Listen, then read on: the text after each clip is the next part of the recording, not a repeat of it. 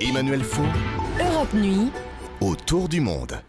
Et nous continuons de parler de cette fièvre Ebola, de cette épidémie, avec vous Henri Guirchaud, d'un point de vue plus international et d'un point de vue plus logistique. On sait que l'Europe vient d'accorder une aide de 140 millions d'euros aux pays les plus touchés en Afrique. Les États-Unis ont décidé d'envoyer sur place un contingent de soldats. Et l'Union africaine s'est réunie aujourd'hui pour élaborer une stratégie globale. Henri, est-ce que désormais tous les moyens sont vraiment mis en œuvre pour venir à bout de ce fléau ? Non, Emmanuel, ça bouge un peu, mais la réponse du monde n'est toujours pas à la hauteur. C'est l'OMS, l'Organisation mondiale de la santé, qui l'a dit. Ebola n'est plus seulement une crise africaine, c'est devenu une crise mondiale. Il faudra au mieux 6 mois pour en venir à bout, avec une aide financière d'au moins 600 millions de dollars et surtout des moyens massifs en hommes et en logistique. Vous voyez bien qu'on est encore loin du compte. Et d'ailleurs, d'où l'énorme coup de gueule de Médecins sans frontières la semaine dernière. Un coup de gueule qui vise qui précisément ? Contre tout le monde, les grandes puissances, les grandes institutions, y compris d'ailleurs l'OMS, contre aussi les voisins des 3 principaux pays touchés qui sont, vous le disiez, le Libéria, la Sierra Leone et la Guinée. Pourquoi ?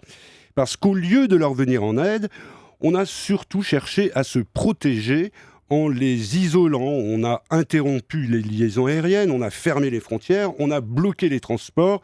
Et pour reprendre les termes de la présidente de MSF, la communauté internationale a constitué jusqu'à présent une coalition de l'inaction. Et les conséquences, Henri, sont évidemment tout à fait catastrophiques. Les pays les plus touchés, on le sait bien, n'ont pas les moyens de faire face. Ce sont des pays fragilisés par de longues guerres, avec des administrations peu performantes et des systèmes de santé rudimentaires.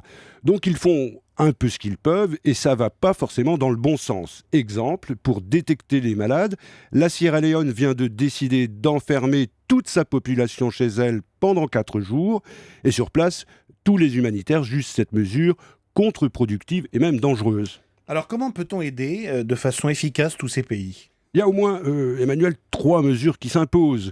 Il faudrait nommer d'urgence un coordinateur de toute l'opération Ebola, et si possible que ce soit un médecin africain, un spécialiste africain, pour éviter toute critique. Il faudrait établir un quartier général dans un pays voisin, comme par exemple la Côte d'Ivoire, pour centraliser l'action de toutes les équipes. Il faudrait enfin mobiliser plus de 10 000 professionnels pour seconder le personnel soignant local qui a lui-même été décimé par le virus. Et qui aurait les moyens d'organiser une opération de cette envergure, Henri ? Très simple, Emmanuel, c'est l'ONU, cette bonne vieille organisation des Nations Unies. Encore faudrait-il qu'elle le décide vraiment et qu'elle donne une véritable impulsion. Mais ça relève de son instance suprême, le Conseil de sécurité.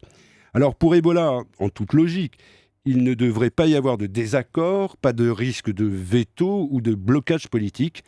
Hélas, jusqu'à présent, le Conseil de sécurité de l'ONU est resté aux abonnés absents. Autour du monde, et voilà ce que nous pouvions vous dire ce soir dans cette page spéciale sur l'évolution de l'épidémie Ebola, à la fois sur le plan sanitaire et sur le plan politique et logistique.